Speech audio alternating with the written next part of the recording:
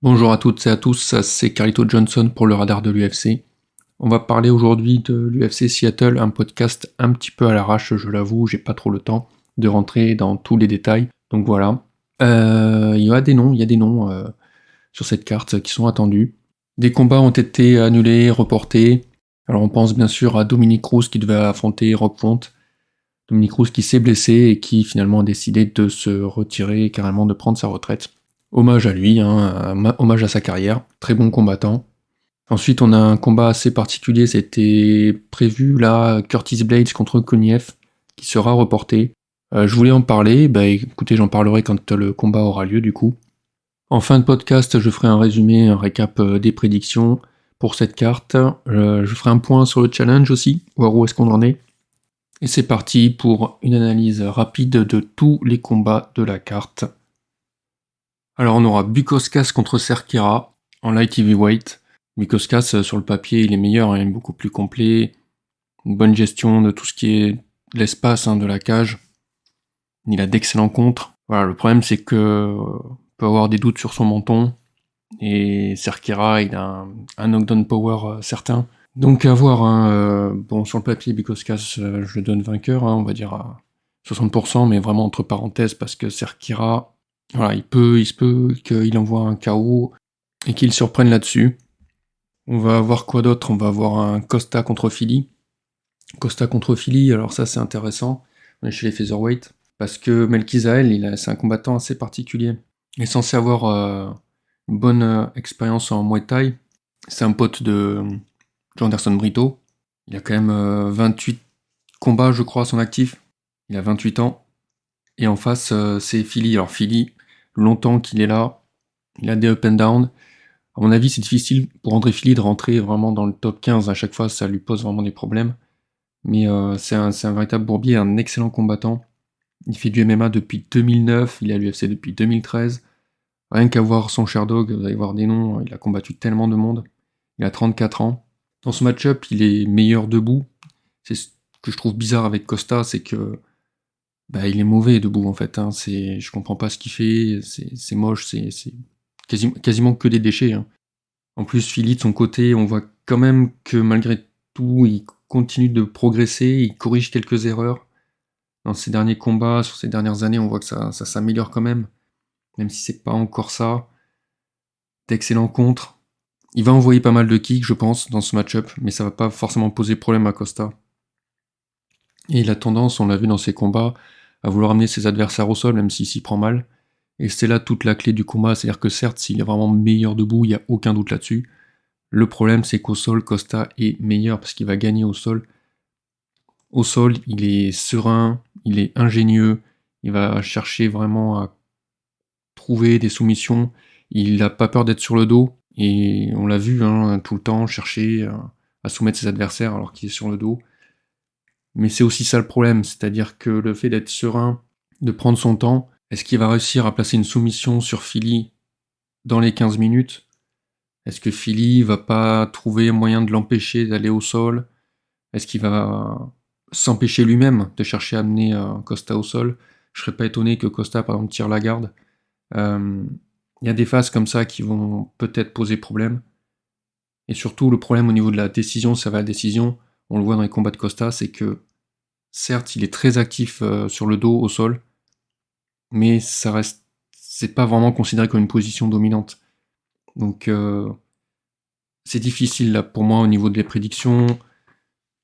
Je partirais quand même sur un Costa, sur un Melchizael Costa. Mais voilà, vraiment beaucoup de réserves sur ce combat. On va voir Fugit contre Goff. Fugit contre Goff, ça c'est particulier comme combat. On voit le Goff, il est jeune, il a 26 ans, alors que Fugit il a 36 ans, il y a déjà un écart d'âge. Par contre, au niveau de l'allonge, Goff il est petit, il a une petite allonge, mais il faut savoir que ça le. Il a l'habitude, il combat, donc il sait très bien que tous ses adversaires qu'il va rencontrer seront plus grands avec une meilleure allonge. Donc il n'y a pas de. Ça lui pose pas vraiment de handicap au niveau de ses combats. Il aurait dû affronter Verete Dinikov la semaine d'avant, à l'Apex. Finalement, il sera à Seattle contre Fugit, où il remplace Dulatov, parce que Fugit devait affronter lui Dulatov qui s'est retiré du combat. Dulatov qui était très attendu pour son entrée à l'UFC, là, pour son combat. Donc c'est pas vraiment un short notice. Le dernier combat de Goff, c'était contre Waters. Alors là, petit point sur ce combat, effectivement, faut s'imaginer 2 combattants qui ont un mauvais cardio, pas de knockdown power, et qui ont un bon menton. Donc ça dure 15 minutes, c'est laborieux, il y a beaucoup de rebondissements, les gens aiment ça. Voilà, la décision du coup, elle peut être controversée, on voit que tout le monde n'est pas d'accord sur la décision. Pour moi, ça pourrait aussi aller du côté de Goff. C'est particulier de donner le dernier round à Waters, je comprends pas pourquoi les juges ont fait ça, c'est un peu dur. Alors dans ce match-up, ouais, on va dire, déjà Fugit, c'est vrai que Fugit, j'en ai pas parlé, Fugit, il est lent, je trouve. On le voit travailler sur ses push kicks, ses front kicks, ses stop kicks. On voit qu'il a envoyé de bonnes remises et de bons contres au 3e round contre Quinlan. Maintenant, il va se manger tous les calfs de Goff, il va se manger tous les kicks dans les combinaisons que Goff va envoyer. Quand lui-même va envoyer des kicks, Goff va les contrer. Il se fait facilement amener au sol, surtout en phase de clinch. Bon, après, les deux ayant des problèmes de cardio, pas sûr que ce soit folichon déjà à la fin du 2e round. Juste à noter que Goff n'a jamais perdu ni gagné par soumission. Bon, je vois Goff à 65% sur ce match-up. On passe à Klein contre Abdul Malik. Alors Klein contre Abdul Malik, particulier parce qu'ils ont tous les deux eu leur contrat l'an dernier, au Contender Series. Ce sera tous les deux leur 8e combat professionnel. Abdul Malik, il faut vérifier, mais c'est la 2e plus grande allonge de la KT a priori maintenant. Ceci dit, Klein n'est pas en reste, tous les deux on va dire qu'ils sont grands avec une grande allonge. Abdul Malik, j'étais pas forcément convaincu lors de son entrée à l'UFC. Au Contender Series, c'était la première semaine de la saison 8. Mais heureusement, il est tombé contre Todorovic après, ce qui permet en fait de se faire la main, quoi. Parce que Todorovic n'est pas non plus un excellent combattant. Et là, il a confirmé. Là, selon moi, effectivement, il a montré qu'il avait sa place dans le roster. C'est une bonne chose. Attention, du côté d'Abdul Malik, il envoie de gros swings. Il a une bonne droite également. Le crochet du gauche, en contre-entrée, en check-hook. Il a plutôt un bon cardio, un bon menton, assez durable. Il a un sweet ground and pound. De bons crochets bien variés dans ses combinaisons. Il fait des bonnes choses. Ouais, il a aussi un bon jab, il envoie des bons genoux.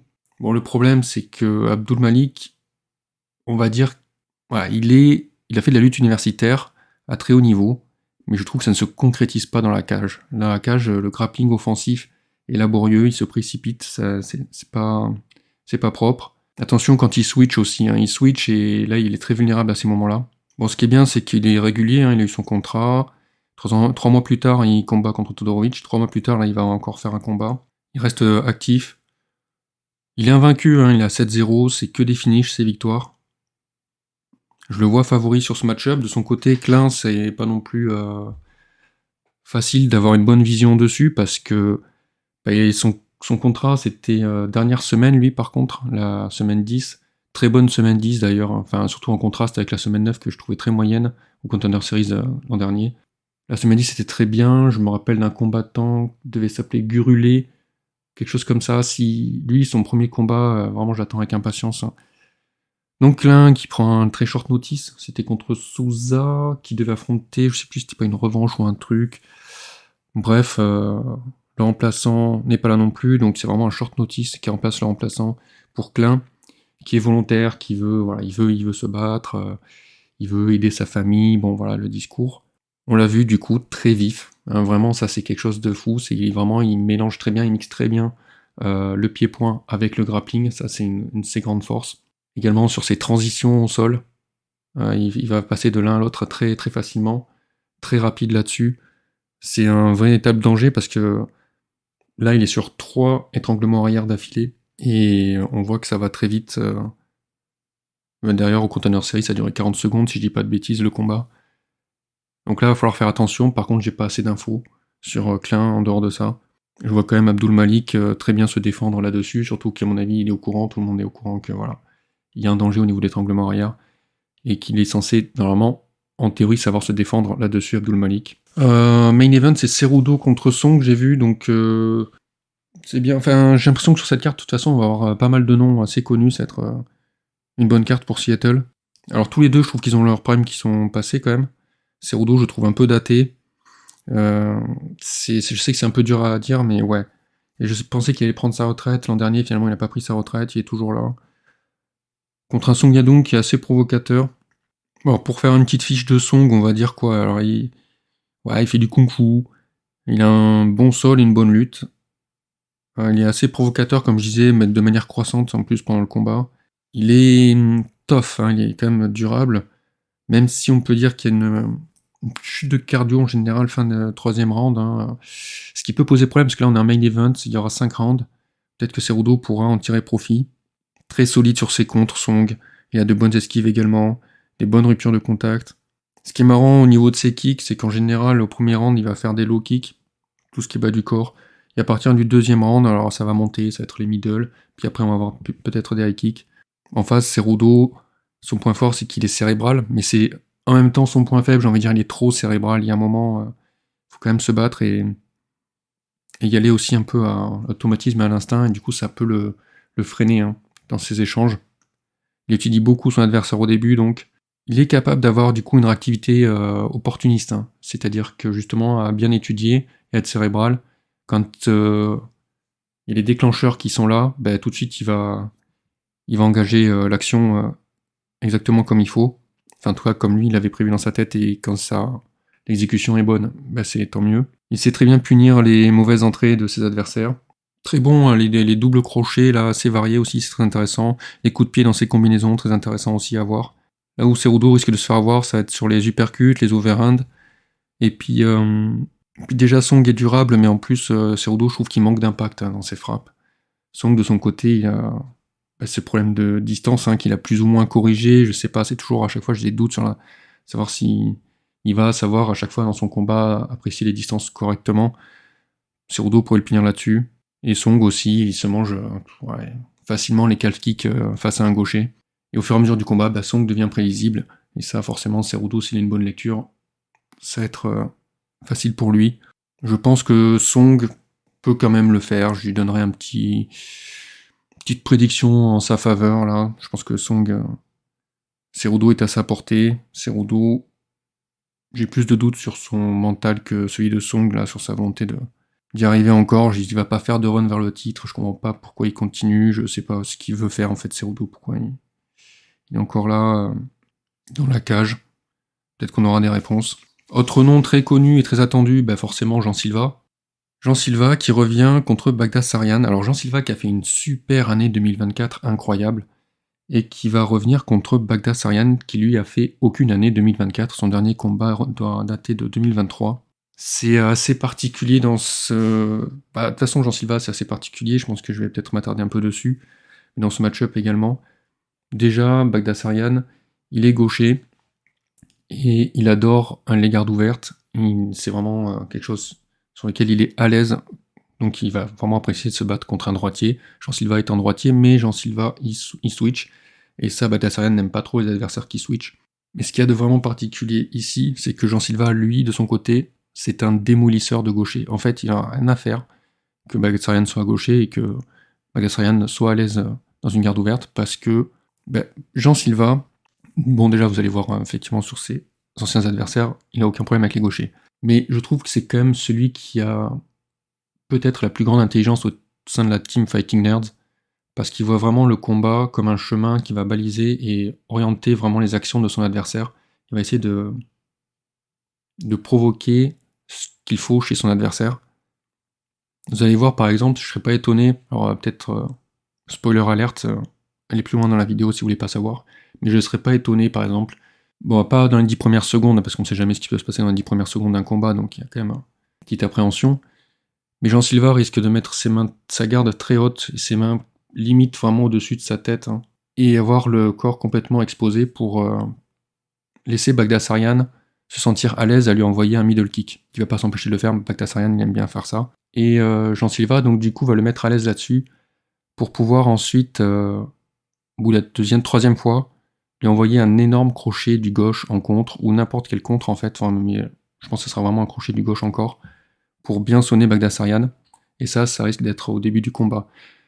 C'est un exemple, il y en aura d'autres, je vais pas vous faire toute la liste, mais de la façon dont Jean Silva conditionne son adversaire sur la frustration, le fait de le mettre à l'aise, même des fois en lui parlant, même de manière verbale, vas-y, on fait un échange, qui se sentent à l'aise et limite comme si c'était un sparring, alors que lui, Jean Silva, il a un chemin bien tracé en tête sur ce qu'il veut que son adversaire fasse pour pouvoir le piéger. Et ça, c'est très dangereux. Pour moi, c'est l'un des combattants les plus dangereux de la team Fighting Nerds, parce qu'il va pas se contenter d'avoir un game plan sur ok, il y a une faille, voire deux chez son adversaire, et essayer de l'exploiter. Non, il va vraiment construire mentalement le combat chez son adversaire, et il y arrive très bien en fait. Je pense que c'est d'un côté difficile pour un adversaire de se dire j'ai un point fort, je vais m'en servir, ou alors sauf que je risque de me faire piéger, ou l'inverse, je vais me faire piéger, donc je vais faire attention de faire quelque chose dont j'ai pas l'habitude ou je sais pas quoi, essayer de le surprendre, mais du coup ça bloque complètement l'adversaire, je pense de toute façon, ce soit un choix ou l'autre. Donc Jean Silva, je vois grand gagnant là-dessus. Par contre, effectivement, j'ai du mal à comprendre le choix de son adversaire. Ce matchmaking me pose un petit peu problème. Je pense que Jean Silva devrait affronter un adversaire mieux classé. Bon, il aura une victoire de plus. Et bravo à lui, je trouve qu'il a un parcours très intéressant. Notamment ce combat contre Drew Dober, alors qu'il venait juste à peine de combattre 1 ou 2 semaines, 3 semaines avant. Et qui prend le short notice. J'avais peur que ce soit une erreur de sa part. Il s'en est très bien sorti. On va également avoir encore des combats en light heavyweight. Il y en a quelques-uns. En plus, c'est des combattants, j'ai l'impression qu'ils se voient d'une carte à l'autre. C'est marrant. Aslan contre Kutelaba. Alors c'est assez particulier parce qu'Aslan, si je dis pas de bêtises, je crois qu'il part favori.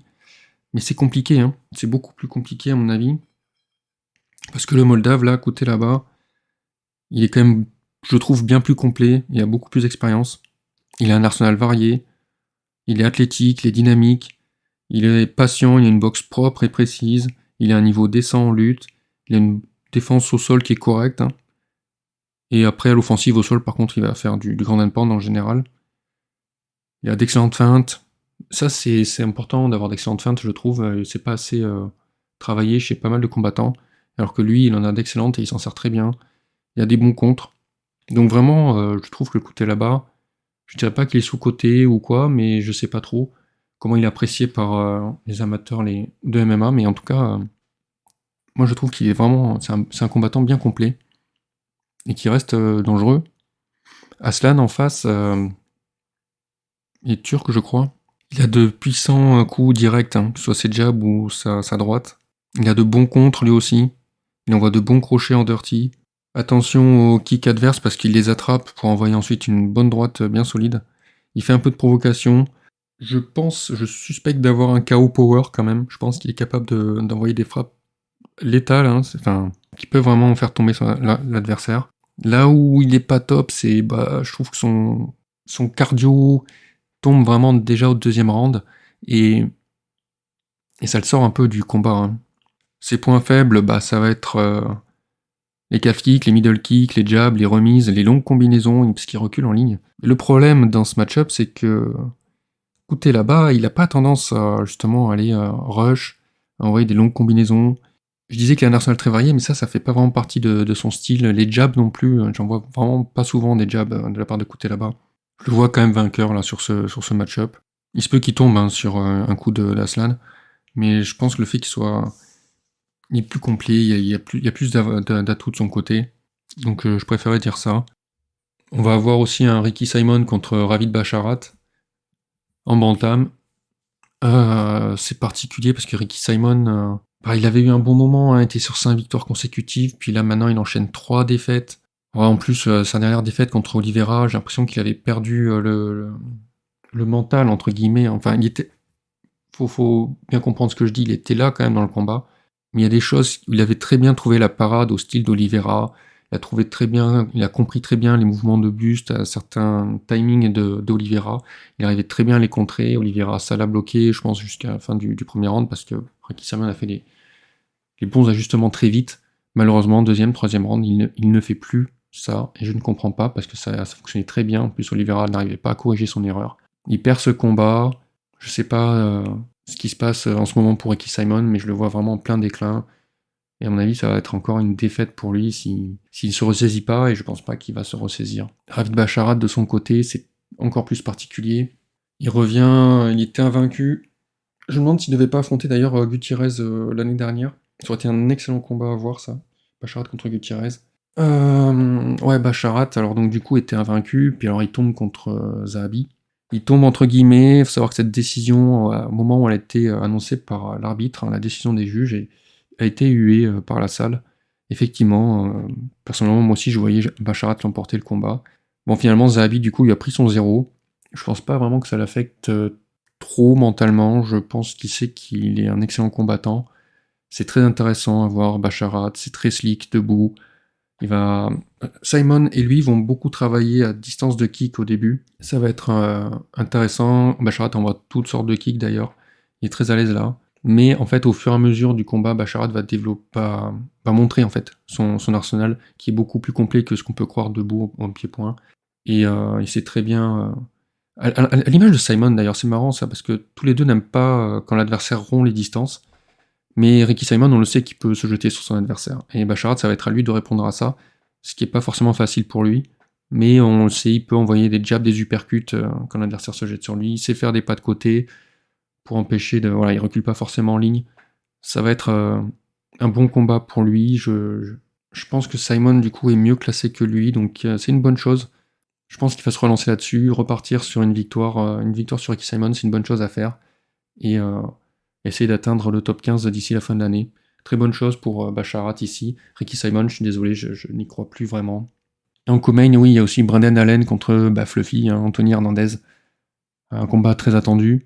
Brendan Allen un peu présomptueux, un peu, voilà, a essayé de faire la grande gueule, tout ça, mais les résultats sont pas forcément toujours là. Très très bon dans le top 10, hein, Brendan Allen. Un bon bourbier du top 10, tout le monde va le dire, de toute façon, chacun, quand il va tomber face à lui, va dire c'est un bourbier, Brendan Allen. Et c'est vrai. Gros problème. Anthony Hernandez, justement, un de ces combattants qui. Alors, j'allais dire valeur montante, non, parce que ça fait longtemps qu'il est là. Il a eu des moments voilà, up and down. Mais là, il est sur une bonne lancée. Je sais pas si c'est une question de changement de mindset, de changement d'équipe, j'ai pas trop suivi son parcours personnel. Mais en tout cas, c'est vrai qu'il enchaîne les victoires et de belles victoires, de beaux combats. C'est vraiment un combattant qui arrive vraiment à être complet et fort dans chacun des domaines. Là, il est bon. Il est sur un bon momentum. Je vois prendre Brendan Allen, qui à mon avis va être en proie au doute. Hein. Peut-être qu'en fonction de ce résultat et ce qu'il croit lui être, genre bien meilleur, mériter le top 5, tout ça, alors que non. Et là, Anthony Hernandez va encore enfoncer le clou pour lui mettre encore des doutes en plus, je pense. Je vois bien Hernandez l'emporter à 60%.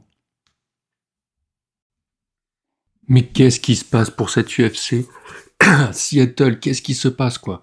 Encore plein de changements, c'est fou. Alors donc, on a déjà eu Cruz qui s'est blessé.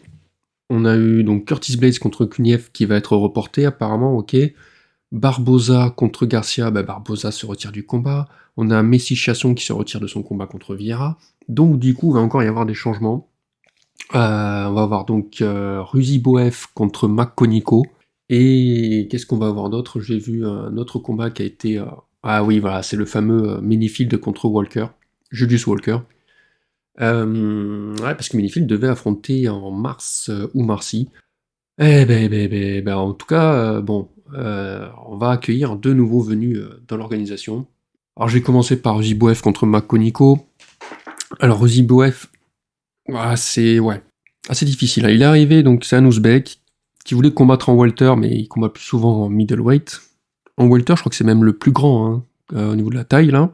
Il a 45 combats à son actif pour 30 ans, et quand il arrive à l'UFC, il avait 32 finishes sur 34 wins. En plus, pas mal de finitions au premier round, donc grosse réputation. Après, on sait toujours ce que ça donne, une fois arrivé dans l'organisation à l'UFC, c'est autre chose. Généralement, les combats, c'est pas la même adversité, ça devient plus difficile. Ça a été plus ou moins le cas, hein. Son premier combat, il était déjà parti favori contre Ferreira, alors que c'est un short notice, et pour son premier combat à l'UFC, il a fait ce qu'il fallait, il a eu sa victoire, avec le finish, premier round. Après, c'était contre Cédric Dumas. J'apprécie Cédric Dumas, j'aime bien son style. Et là, même si je voyais Ruziboev bien dominant, hein, vraiment, je pense que ça aurait été facile pour lui, ce combat. Et finalement, la victoire qu'il a eue, elle est pas très clean, quoi. C'est sur un IPOC. Je sais pas, j'ai pas trop apprécié ce combat. Derrière, il va enfin combattre en welter pour intégrer directement, après ces deux victoires à l'UFC, hein, il va intégrer directement le top 15, donc il va affronter Buckley. Joaquin Buckley, qui à ce moment-là commence à être vraiment dans une phase très ascendante, on va dire. Et Ruzibouev était sur 10 victoires consécutives. Bon, ça se passe pas comme prévu, et c'est Buckley qui remporte le combat. Alors qu'est-ce qu'on a vu de Ruzibouev ? Les bons points, c'est qu'il a une bonne maîtrise en général des distances au début de combat. Il a il a tout son potentiel sur sa droite, quoi. Donc cette droite qu'il va envoyer. Et d'ailleurs, il va chercher un peu trop à l'envoyer, hein, ça va être un peu flagrant. Et puis après, on a vu aussi qu'il pouvait bien travailler sur ses uppercuts pour rentrer ou pour contrer les entrées adverses. Bon, par contre, voilà, il se fait facilement amener au sol. Après, il se relève très bien, hein. Il a un cardio qui chute forcément au 3e round. Et gros point faible, hein, les check hooks des gauchers. Et je trouvais qu'il manquait aussi pas mal de kicks à son arsenal, hein. On a vu quelques calf kicks contre Ferreira et un peu contre Buckley. Mais à part des front kicks qu'il a complètement raté contre Buckley, après le reste, il n'y a rien du tout, quoi. Et on va accueillir du coup Makonico en face, hein. Makonico qui vient de Phoenix, dans l'Arizona. Makonico, il est gaucher. Au niveau de son adversité jusque-là, alors c'est, ouais, on va dire qu'il y a eu Hatch du bare knuckle, un vétéran. Ray Tyler qui était connu pour ses soumissions, ça c'est un peu pour donner un peu l'image de ce qu'il a pu avoir à affronter. Il va avoir un léger avantage d'allonge, on va dire, sur Ruzibouev, mais ça va pas être déterminant, je pense. Et lui, justement, il envoie de très bons crochets du gauche pour contrer ses adversaires. Donc ça va poser problème à Ruzibouev. Et comme Ruzibouev, pareil, hein, au niveau du grappling, il se fait facilement amener au sol, mais il se relève toujours. Donc pareil. Par contre, une fois que c'est lui qui est au-dessus, il y a quand même un bon maintien au sol, donc ça peut être intéressant de voir s'il arrive à fatiguer Ruzibouev là-dessus. Au niveau de la gestion des distances, lui, il envoie des bons front kicks et des bons push kicks, hein. Et au niveau de ses kicks, lui d'ailleurs, c'est un peu plus développé, hein. Il peut envoyer des bons middle, il peut envoyer des high kicks, et c'est marrant parce qu'on les voit pas venir des fois, donc ça aussi ça peut être intéressant à voir. Bon, par contre, il va être vulnérable. Alors je suis pas sûr que ça joue dans ce match-up, hein, mais c'est vrai que dans la poche ou en red zone, les frappes en clinch, c'est pas... Il n'arrive pas vraiment à se défendre de ça. Il encaisse, quoi. Et donc, le gros point fort de Ruzibouev, et qui va poser problème à Koniko, c'est que Koniko, il s'en mange, hein, des jabs et des frappes du direct du droit, là. Je vois vraiment un léger avantage au niveau du pronostic pour Ruzibouev à 55%, on va dire. Mais c'est vraiment... voilà, ça va être difficile, parce que là, déjà, du coup, ça va être un short notice aussi de 10 jours. Je sais pas, Ruzibouev, là, pour l'instant, j'ai des doutes sur ce qu'il peut vraiment amener. Et il suffit que Makonico le fatigue. Mais bon, ouais, fatiguer Ruzibouev sans se prendre tous ses jabs et ses directs, ça va être difficile pour Makonico, là, il risque de tomber, hein. Makonico, alors je sais pas combien il en est, je vais regarder ça. 9-2, ouais, 9-2. 9-2, c'est quoi ces défaites? Des KO, TKO ou pas? Ouais, c'est ça, c'est des KO, TKO. Ouais, un petit avantage Ruzibouev là-dessus. Autre combat, donc c'est en light heavyweight, cette fois ce sera Minifield contre Walker. Ah, Minifield contre Walker. Assez rigolo. Parce que Minifield, donc il devait affronter Omar Sy, comme j'ai dit en mars. Minifield a fait le con contre Hulberg, et il l'a payé cher. Et alors qu'il venait de battre Jacobi, ce qui était pas mal déjà. Et ensuite, il va affronter Murzakanov, qui lui aussi venait de battre Jacobi. Et contre Murzakanov, il part en underdog, quoi. Et sur ce combat, il avait cette petite garde mexicaine, là, avec les mains en œillère, montrait un bon crochet du droit, même un bon crochet du gauche en contre-entrée, des body shots, des uppercuts. C'était pas mal en dirty, mais il s'est fait KO salement comme ça aussi. Il a envoyé de bons high kicks. Là où j'ai trouvé pas top, c'était sa défense en clinch. Il se mangeait des uppercuts. Il poussait le clinch à la cage, mais pour rien faire derrière. Pas bon du tout. Et on va accueillir en face Walker. Walker, pas mal. Sur le papier, il est à 6-0, que des finishes. Alors 6-0, ça fait pas beaucoup, hein, comme combat pro, effectivement, contre un Minifield. Surtout qu'il a fait 4 combats là en 2024, sur ces 6 combats. Mais il a fait quand même pas mal de combats en amateur. Il a 25 ans, et ses points faibles, on va dire, c'est que... ouais, là, sur ce combat, je pourrais pas dire, hein, parce que il s'est mangé des stop kicks, il se mange des Superman punch, il rate des genoux sautés, mais c'est pas forcément ce qu'il va y avoir dans le jeu de Minifield. Au niveau de ses points forts, par contre, c'est qu'il va avoir un gros avantage d'allonge, Minifield étant à 76 et Walker à 81. Donc ça peut jouer, même si dans les frappes directes et sur les distances, on n'a pas vu qu'il développait un jeu autour de ça. Dans ses combats, il va avoir un excellent crochet du droit, lui aussi. C'est marrant comme Manyfield. Un bon check hook, lui aussi. Des leg kicks qui sont pas mal.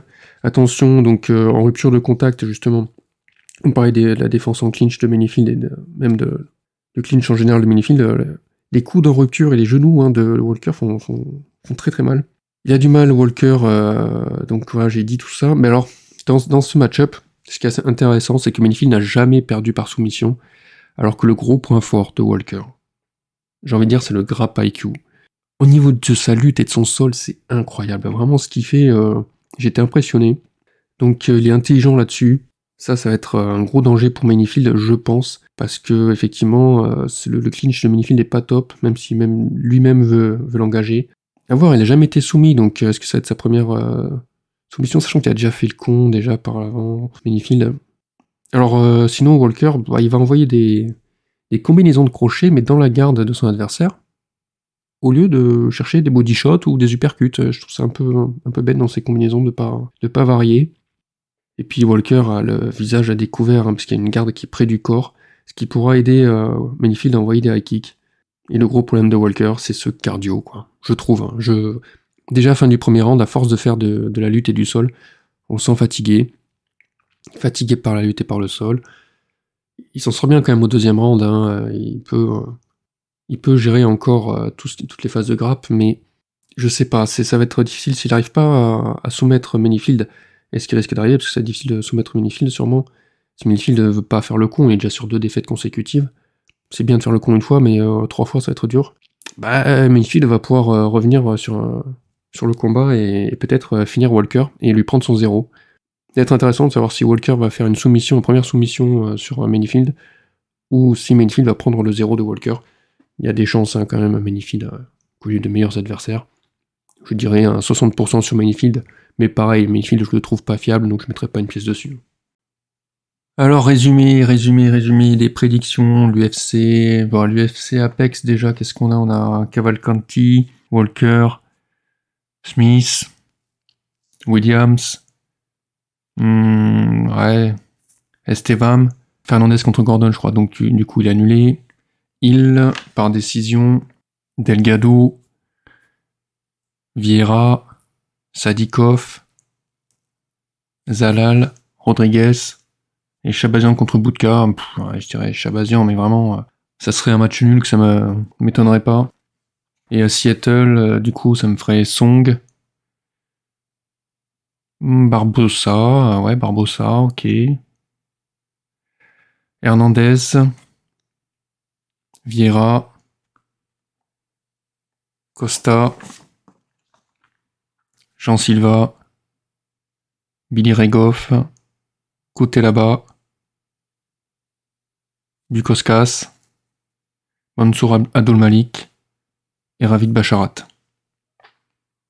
Ensuite, là où ça se complique, c'est au niveau du challenge. Déjà les prédictions la semaine passée, là, c'était 312. Ouais, je fais vraiment mauvais résultat. 5 sur 12, j'ai envie de dire, un truc comme ça. C'était pas bon. Joussé, je sais pas ce qu'il a fait. Bon, bref. Je suis pas le seul, on aime beaucoup à se poser des questions sur Joussé, là, sur ce combat. Je pensais qu'il allait revenir au niveau de Kenan Song. Oh non, en fait. Jubli qui s'est fait sonner direct, c'est le moment où il partir pour se défendre en single leg, on s'est été arrêté. Alors je sais pas, ce geste d'attraper la jambe, est-ce que c'était vraiment qu'il était fichu ou pas? Je sais pas. Bellato qui est pas allé chercher le finish, qui a pas fait le taf. Suarez qui a pas pris la soumission sur une Weili qui est encore pour un niveau stratosphérique. 2 mauvais résultats de ce côté-là. Par contre, Matthews, voilà, heureusement Matthews était là pour sauver tout ça. Là, on est à moins 3,02, si mes calculs sont bons, sur cette soirée-là. Sachant qu'on était déjà à moins 1,3 avant, donc waouh, on est déjà à moins 4 passé. Moins 4 unités, c'est pas fou du tout. Sur l'Apex, je vais prendre Hill par décision. Delgado et Aussi Cavalcanti par décision, je vais faire un petit combiné. Walker, je le prends quand même si bon, c'est pas folichon. Zalal et Rodriguez pour le co-main et le main event, je vais mettre une pièce sur ce combiné sur les valeurs montantes qui vont prendre les anciens. Les underdogs, je vais prendre Williams par KO, mais en fait, Williams par KO, la cote elle est pas folle non plus, donc autant prendre Williams tout court en demi-unité. Les deux vont affronter les frères Bonfim.